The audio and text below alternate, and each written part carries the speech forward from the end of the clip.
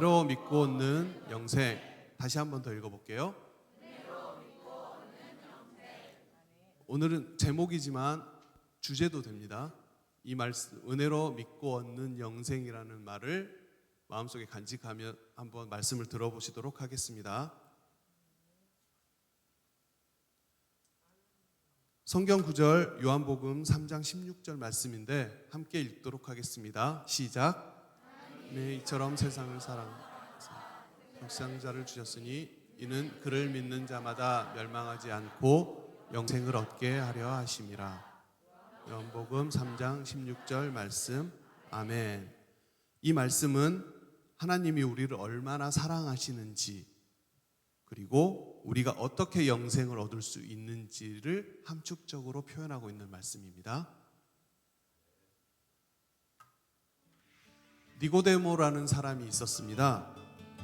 유대인이고 그는 하나님의 말씀을 열심히 지키려는 바리새인이었고 유대인의 중요한 회의인 공의회 의원이었습니다.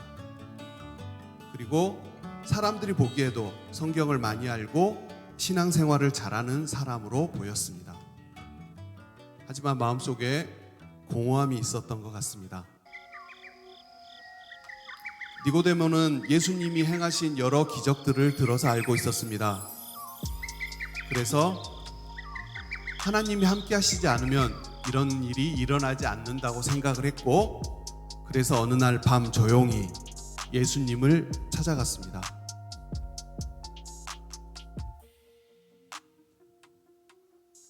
예수님께 여러 가지를 물었고 영생에 대한 답을 구할 때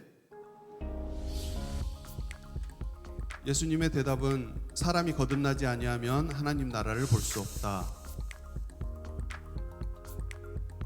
거듭난다는 말에서 니고데모는 혼란을 겪었습니다. 하지만 예수님이 말씀하신 것은 몸이 다시 태어난다는 것을 말씀하시는 것은 아니었습니다.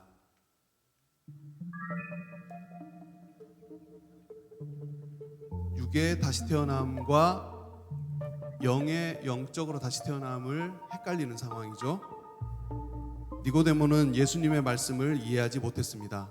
그래서 물었습니다. 사람이 이미 어른이 되었는데 어떻게 다시 태어날 수 있습니까? 니고데모는 다시 태어난다는 말을 몸이 다시 태어난다는 것으로 생각을 했습니다.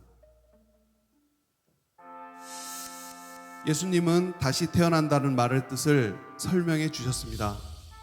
사람은 부모님을 통해 몸으로 태어나지만 하나님 나라에 들어가려면 성령님을 통해 새롭게 태어나야 합니다.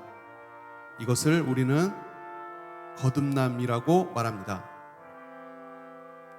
비유를 들어서 설명해 주셨습니다.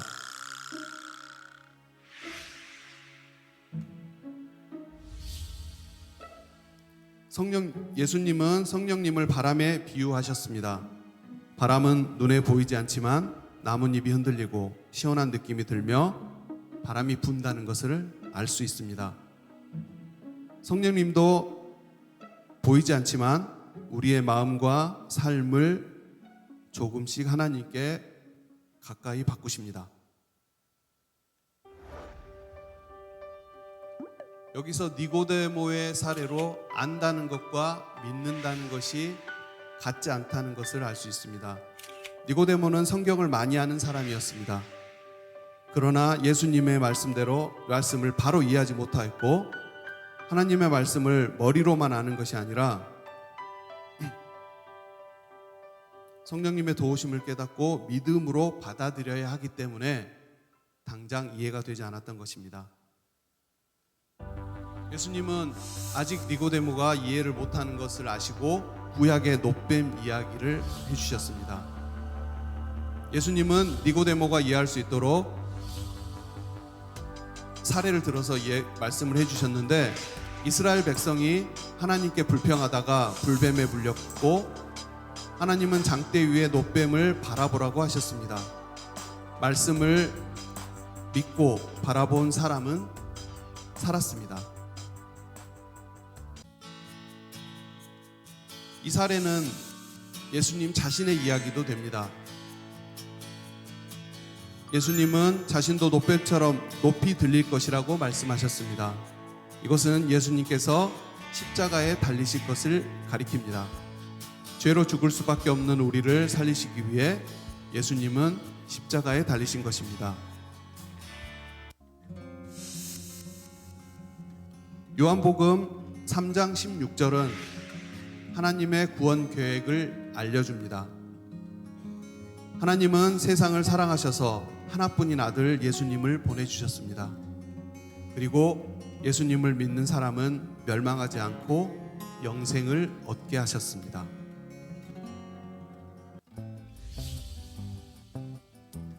우리는 모두 죄가 있습니다. 하나님보다 나를 더 사랑하고 거짓말을 하고 친구를 미워할 때도 있습니다. 형과 싸울 때도 있고 동생을 미워할 때도 있습니다. 그런데 하나님은 우리를 버려두지 않으시고 예수님께 우리의 모든 죄를 지게 하셨습니다. 예수님은 십자가에서 우리의 죄값을 담당하셨습니다. 예수님을 믿는 사람은 누구든지 영생을 얻습니다. 영생은 착해서 받는 상이 아닙니다. 교회를 오래 다녀서 받는 포인트도 아닙니다. 영생은 하나님께서 은혜로 주시는 선물이며 우리는 그 선물을 예수님을 믿음으로써 받았습니다.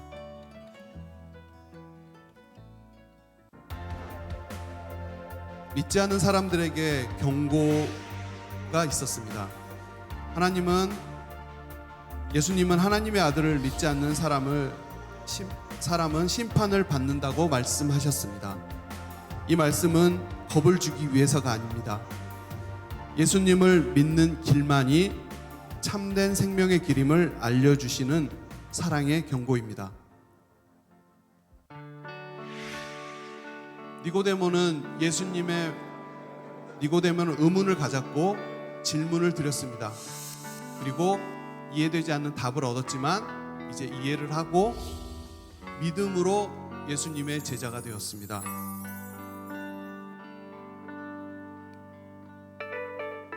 예수님께서 십자가에 죽으신 후에 예수님의 장례를 준비하고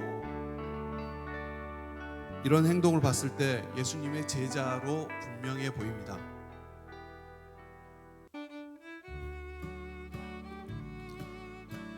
처음부터 믿음이 큰 사람이 아니어도 좋을 것 같습니다. 중요한 것은 니고데모처럼 예수님께 가까이 가는 것입니다.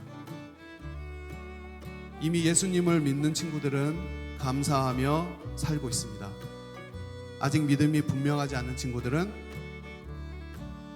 하나님 저도 예수님을 믿게 해주세요라고 기도 올려야 합니다.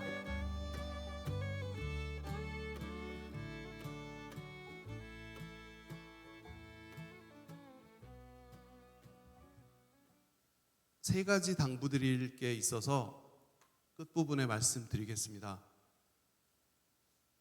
우선 태도에 관련된 말씀인데 선물을 받는 사람의 태도는 값을 치르려는 사람의 태도와 다릅니다. 감사하는 태도로 받는 것이죠. 믿음은 영생을 사는 값이 아니라 하나님께서 주신 선물을 받는 손 같은 것입니다. 그리고 두 번째, 우리는 두려움 때문에 억지로 믿는 사람이 되어서는 안 됩니다. 멸망할까 두려워서, 지옥 갈까 두려워서 그걸 피하려고 믿음을 가지려고 하는 그 믿음이 진짜 믿음일까요? 이게 두 번째 당부이고, 세 번째는 하나님을 믿고 사랑한다는 것이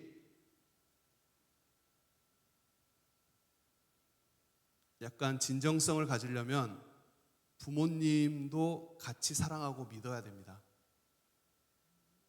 예수님을 믿는 태도가 집에서는 다른 태도로 싹 바뀌면 그 믿음을 의심해 봐도 좋다고 생각합니다.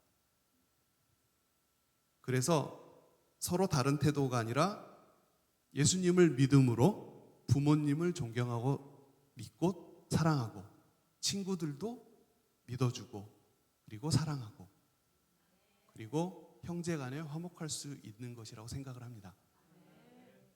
이 세 가지 당부로 설교를 마치고요. 기도를 올리겠습니다. 하나님 아버지, 오늘 말씀을 통해 예수님 안에 있는 영생의 은혜를 깨닫게 하시니 감사합니다. 니고데모가 예수님을 만나 변화된 것처럼 우리도 예수님을 바라보며 새롭게 하옵소서. 광야의 놋뱀을 바라본 사람들이 살았듯이 십자가에 달리신 예수님을 믿음으로 바라보게 하옵소서. 영생은 우리의 노력으로 얻는 보상이 아니라 하나님께서 예수님을 통해 주신 은혜의 선물임을 믿습니다. 이 은혜에 감사하며 믿음으로 주님을 따르는 삶을 살게 하옵소서. 예수님의 이름으로 기도드립니다.